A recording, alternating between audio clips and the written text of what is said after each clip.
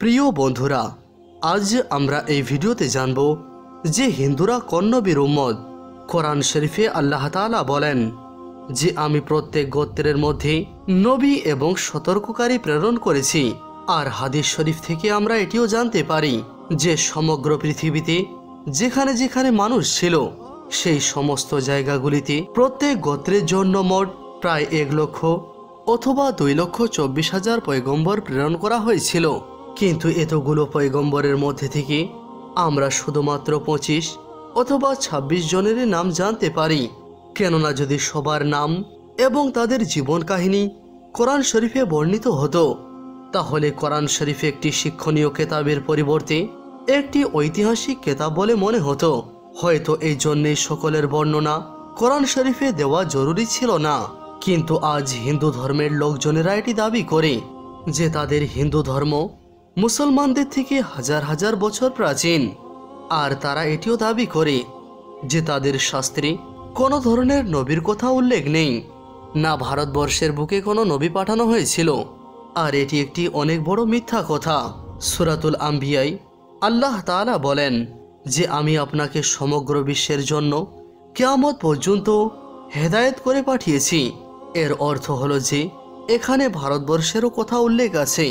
তাহলে হিন্দু ধর্মের মানুষ এটিকে অস্বীকার করে কেন? যদি সত্যিকারই ভারতবর্ষের বুকে কোনো ধরনের নবী পাঠানো হয়নি তাহলে এই গোত্র কিভাবে সৃষ্টি হয়েছিল? চলুন এই প্রশ্নটি ইতিহাস থেকে জানার চেষ্টা করি। হিন্দু ধর্মের অনুসারী লোকেরা এটি দাবি করে থাকে যে আমাদের ধর্ম পৃথিবীর সবথেকে প্রাচীন ধর্ম, এতটাই প্রাচীন যে সেই সময় মুসলমান অথবা ইসলামের কোনো কথাই ছিল না।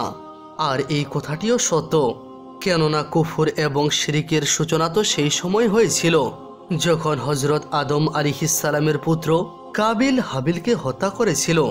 আর তাদের থেকে আলাদা হয়ে কুফর এবং শিরকের মধ্যে যুক্ত হয়ে গিয়েছিল। আর ইতিহাস এটিরও সাক্ষী দেয় যে হযরত ইব্রাহিম আলাইহিসসালামের গোত্রের লোকেরাও মূর্তি পূজা করত। এমনকি হযরত মুসা আলাইহিসসালামের গোত্রের লোকজনও সোনার তৈরি গরুর পূজা অর্চনা করত। এমনকি আমাদের প্রিয় নবী সাল্লাল্লাহু তাআলা আলাইহি ওয়াসাল্লামের নবুয়ত এলানের পূর্বে কাবা শরীফের ভিতরে 360টি মূর্তি মজুদ ছিল, যেগুলিকে মক্কা বিজয়ের পর সাহাবায়ে কেরাম ভেঙে চূর্ণ বিচূর্ণ করে দিয়েছিলেন। এগুলি থেকে এটি প্রমাণিত হলো যে মূর্তি পূজাত পৃথিবীর প্রথম মানুষ হযরত আদম আলাইহিসসালামের পুত্র কাবিলের দ্বারাই শুরু হয়ে গিয়েছিল। আর সেটি আজ পর্যন্ত জারি রয়েছে। কিন্তু এই কাজটি কোনো ধর্মের সঙ্গে যুক্ত নয়, বরং এটি হলো পথভ্রষ্টকারী, যেগুলি শয়তান তাদের মাধ্যমে করিয়ে নেয়। ভারতবর্ষের বুকে সেই সমস্ত লোকজনদের হেদায়েতের জন্য অবশ্যই অনেক পয়গম্বর পাঠানো হয়েছিল, যাদের কিছু শিক্ষা তো এখনও অক্ষত রয়েছে, কিন্তু বেশিরভাগ শিক্ষাই নষ্ট করে দেওয়া হয়েছে। আর সেজন্যই মূর্তি পূজা শুরু হয়ে গেছে। কেননা আজ পর্যন্ত তাদের কেতাবে এক খোদার ইবাদতের কথা বর্ণিত রয়েছে। তাদেরকেও এটি বলা হয়েছে যে খোদার কোনো শরিক হয় না, তিনি এক এবং তিনার কোনো বংশধর নেই। কিন্তু তবুও তার অনেক মূর্তি বানিয়ে তার শরিক খোদা বানিয়ে তাকে পূজা করা হয়। আর আজ পর্যন্ত ছোট বড় সকল খোদাদেরকে একত্রিত করে প্রায় 36 কোটি দেবদেবীর পূজা করা হয়। অর্থাৎ আজ পর্যন্ত প্রায় 36 কোটি ধরনের ভগবান তৈরি করা হয়েছে। হিন্দু স্কলাররা এটি দাবি করে যে আজ থেকে 1400 বছর পূর্বে ইসলামের সূচনা হয়েছিল। আর হিন্দু ধর্ম হল বিশ্বের প্রাচীনতম ধর্ম। এই জন্য ইসলাম ধর্মের ভারতের সঙ্গে কোনো সম্পর্ক নেই।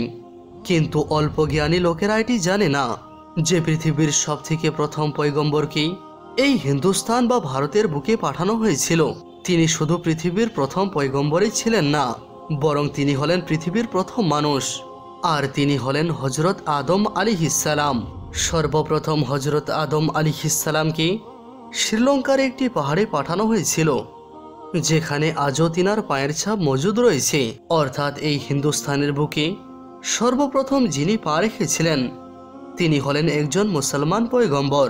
এর অর্থ হলো যে ইসলামের সূচনা কোনো আরব দেশ থেকে হয়নি, বরং হিন্দুস্তান অথবা ভারত থেকে হয়েছিল।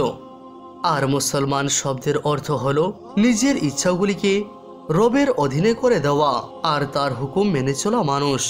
কিন্তু অবাক করার বিষয় হলো এটি যে আদম শব্দটি হলো সংস্কৃত, যেটি কিনা ভারতের সবথেকে প্রাচীন ভাষা। আর সংস্কৃতে আদম শব্দের অর্থ হলো প্রথম সূচনা অথবা আসল। আর হজরত আদম আলাইহিসসালামকে প্রাচীন সংস্কৃত গ্রন্থে মনু বলা হয়েছে। তাই হিন্দুরা কোনোভাবেই তার অস্তিত্বকে অস্বীকার করতে পারবে না, কেননা তাদের পবিত্র শাস্ত্র ঋগ্বেদ এবং পুরাণে আদম আলাইহিসসালামের জন্ম এবং ফেরেশতাদের তিনাকে সেজদা করার সম্বন্ধে এবং হজরত আদম আলাইহিসসালামের পাঁজর দিয়ে হজরত হাওয়া রাদিয়াল্লাহু আনহার সৃষ্টির কথা উল্লেখ রয়েছে। তার সঙ্গে সঙ্গে শয়তানেরও কথা উল্লেখ আছে, যে তারা কিভাবে শয়তানের কথা শুনে সেই বিশেষ ফল খেয়েছিল আর কিভাবে তাদেরকে আল্লাহ তাআলা এই পৃথিবীতে প্রেরণ করেছেন। ঠিক তেমনই বর্ণনা পাওয়া যায়, যেমনটা কিনা কোরআন শরীফের সূরা বাকারা এবং ঠিক একইভাবে ইনজিলেও তিনাদের বর্ণনা পাওয়া যায়।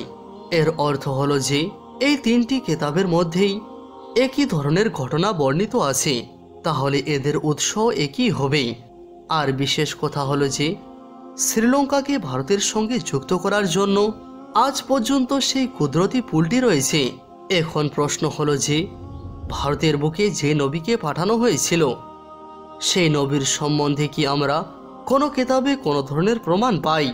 আমরা আপনাদেরকে জানিয়ে রাখি যে হিন্দু শব্দটি কোনো ধর্মগ্রন্থে বর্ণিত নেই, না হিন্দু ধর্মের কথা কোনো কিতাবে লিখিত রয়েছে, না অন্য কোনো আসমানি কিতাবে এর কথা উল্লেখ আছে।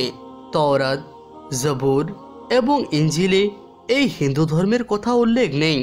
আসল কথাটি হলো যে কোনো এক সময় সিন্ধু নদীর তীরে বসবাসকারী লোকজনদেরকে তারা তাদের এলাকার নাম অনুযায়ী নিজেদেরকে হিন্দু বলে প্রচার করে, বরং সংস্কৃতে তাদেরকে হিন্দু নয় বরং সনাতন বলা হয়ে থাকে। যেমন আরবের লোকজনদেরকে আরবি বলা হয়ে থাকে, ঠিক সেভাবেই ভারতীয় লোকজনদেরকে সিন্ধু নদের জন্য হিন্দু বলে ডাকা হতো, কিন্তু তাদের আসল ধর্ম হলো সনাতন ধর্ম। এর আরবি অর্থ হলো যে নিজের ধর্মের উপর কায়েম থাকা অথবা স্থির থাকা। ঠিক এমনই অর্থ কোরআন শরীফের সূরা রুমে বর্ণিত রয়েছে, যেখানে ইসলাম ধর্মকে চিরস্থায়ী ধর্ম বলে উল্লেখ করা হয়েছে, অর্থাৎ সনাতন ধর্মের অর্থ হলো ইসলাম। বিভিন্ন কিতাব থেকে এটি জানা যায় যে তাদের বেদশাস্ত্রে হজরত নূহ আলাইহিসসালামের কথা বর্ণিত রয়েছে, যেখানে তাকে নোহা বলা হয়েছে। বেদে পয়গম্বরকে মনু বলা হয়েছে। আর হজরত নূহ আলাইহিসসালামকে বড় বন্যাওয়ালা মনু বলে বর্ণনা করা হয়েছে। আর তিনার নৌকা থেকে শুরু করে বন্যার সম্পূর্ণ ঘটনা বিস্তারিতভাবে লিপিবদ্ধ রয়েছে, যেমন কিনা কোরআন শরীফের সূরা হুদে লিপিবদ্ধ রয়েছে। ঠিক সেভাবেই বেদে লেখা আছে যে বড় বন্যা সংঘটিত হওয়ার পর পৃথিবী আবারও আবাদ হবে, তো আমি সেই সময় সেই বেদগুলি খারিজ করে দেব। আর পুরাণেও হজরত নূহ আলাইহিসসালামের বন্যার কথা লিপিবদ্ধ রয়েছে। বন্ধুরা, হিন্দু ধর্মে পুরাণ রয়েছে আর আমাদের কাছে আছে কোরআন। পুরাণের ভিতরে হজরত নূহ আলাইহিসসালামের বন্যার কথা লিপিবদ্ধ রয়েছে। আর তার সঙ্গে সঙ্গে এটিও বলা হয়েছে যে সেই মনুকে খোদা একটি নৌকা বানানোর নির্দেশ দিলেন, আর তার সঙ্গে সঙ্গে সেই নৌকার ভিতরে জীবজন্তুদেরকে সওয়ার করতে বললেন। তারপরে একটি অনেক বড় তুফান আসলো, যেটি কিনা সমস্ত কিছু ধ্বংস করে দিয়েছিল। এখন এটি তো প্রমাণ হয়ে গেল যে নূহ শব্দটি সংস্কৃত কিতাবেও মজুদ রয়েছে, যার অর্থ হলো নৌকাওয়ালা, আর যেটি আরবিতেও রয়েছে। এই সমস্ত কিছু থেকে এটি স্পষ্ট হয়ে যাচ্ছে যে ভারতের জমিনের সঙ্গে হজরত নূহ আলাইহিসসালামের কোনো একটি সম্পর্ক রয়েছে। আর তুফানের পরে যে বেদগুলিকে নিয়ে আসার কথা বলা হয়েছে সেগুলি হজরত নূহ আলাইহিসসালামের শিক্ষা ছিল, যেগুলি সেই বন্যার পরে তিনার বংশধরের দ্বারা পরবর্তীতে প্রচার হয়েছিল। পরবর্তীতে সেই গোত্র গুমরা হয়ে মূর্তি পূজা শুরু করে দেয়। আর ইতিহাস থেকে আমরা এটিও জানতে পারি যে নূহ আলাইহিসসালামের গোত্রের লোক যেমন দেবী দেবতার পূজা করত, তা পৃথিবীর অন্য কোনো গোত্রের লোক করত না। পরবর্তীতে তিনার বংশধরেরা নূহ আলাইহিসসালামের শিক্ষাকে পরিবর্তন করে দিয়েছিল, আর তারা মূর্তি পূজা শুরু করে দেয়। তার সঙ্গে সঙ্গে ফেরেশতারাও পূজা করে। এই জন্য খোদার সঙ্গে সঙ্গে ফেরেশতার মূর্তিও তৈরি করে তাদেরকে খোদা বলে পূজা করত। যেমন সমস্ত বড় বড় কাজের জন্য আল্লাহ তাআলা কোনো না কোনো ফেরেশতা যুক্ত করে রেখেছেন, ঠিক সেইভাবেই সেই লোকজনেরা প্রত্যেক কাজ করানোর জন্য বিভিন্ন ধরনের জিনিসের পূজা করতে শুরু করে দেয়। তারা নক্ষত্র এবং আগুনেরও পূজা করত। এই জন্য আজ পর্যন্ত হিন্দুরা জ্যোতির্বিদ্যার উপর অনেক বিশ্বাস রাখে, আর তারা এখনও আগুনের পূজা করে। কিন্তু এখন প্রশ্ন হলো যে সমস্ত কিছু জানার পরেও আর নিজের শাস্ত্রের মধ্যে এক খোদার ইবাদতের কথা লেখা দেখেও এবং তার সঙ্গে সঙ্গে পয়গম্বরদের শিক্ষা পড়ার পরেও তারা কেন এর অস্বীকার করে? তারা কেন এটি মানে না যে আল্লাহ তাআলার ওয়াদা মোতাবেক তাদের গোত্রের জন্য নবী পাঠানো হয়েছিল, তাদেরকেও সতর্ক করা হয়েছে? এটি বোঝার জন্য আপনাকে সহিহ বুখারীর একটি হাদিস জানতে হবে। হযরত আবু সাঈদ খুদরি রাদিয়াল্লাহু আনহু থেকে বর্ণিত যে রাসূল করিম সাল্লাল্লাহু তাআলা আলাইহি ওয়াসাল্লাম বলেছেন যে যখন কিয়ামতের দিনে হযরত নূহ আলাইহিস সালাম এবং তার গোত্রকে ডাকা হবে আর আল্লাহ তাআলা নূহ আলাইহিস সালামকে এটি প্রশ্ন করবেন, আপনি কি আপনার কওমের মধ্যে আমার বার্তা পৌঁছে দিয়েছিলেন? তো হযরত নূহ আলাইহিস সালাম বলবেন, অবশ্যই আমার মালিক, আমি আপনার বার্তা আমার গোত্রের মাঝে পৌঁছে দিয়েছিলাম। তারপরে নূহ আলাইহিস সালামের গোত্রের লোকজনদেরকে জিজ্ঞাসা করা হবে যে নূহ আলাইহিস সালাম কি আমার বার্তা তোমাদের মাঝে পৌঁছে দিয়েছিল? তো সেই লোকেরা এই কথাটি প্রত্যাখ্যান করবে, না, আমাদের কাছে কোনো সতর্ককারী আসেনি, আমরা আপনার কোনো বার্তাই পাইনি। তারপর আল্লাহ তাআলা নূহ আলাইহিস সালামকে বলবেন যে আপনার জন্য সাক্ষী কে আছে? তো সেই সময় হযরত নূহ আলাইহিস সালাম বলবেন যে আমার সাক্ষী হযরত মুহাম্মদ মুস্তাফা সাল্লাল্লাহু তাআলা আলাইহি ওয়াসাল্লাম আর তার সঙ্গে সঙ্গে তিনার উম্মত। তারপরে তোমাদেরকে পেশ করা হবে, সেই সময় তোমরা তার সাক্ষী দিও যে নূহ আলাইহিস সালাম তিনার বার্তা অর্থাৎ আল্লাহ তাআলার বার্তা তিনার গোত্রের মাঝে পৌঁছে দিয়েছিলেন। তারপরে নবী পাক সাল্লাল্লাহু তাআলা আলাইহি ওয়াসাল্লাম সূরা বাকরার 143 নম্বর আয়াত পাঠ করলেন, এভাবেই আমি তোমাদেরকে মধ্যবর্তী উম্মত বানিয়ে দিয়েছি যাতে করে তোমরা সাক্ষী দিতে পারো আর রাসূল তোমাদের জন্য সাক্ষী থাকেন।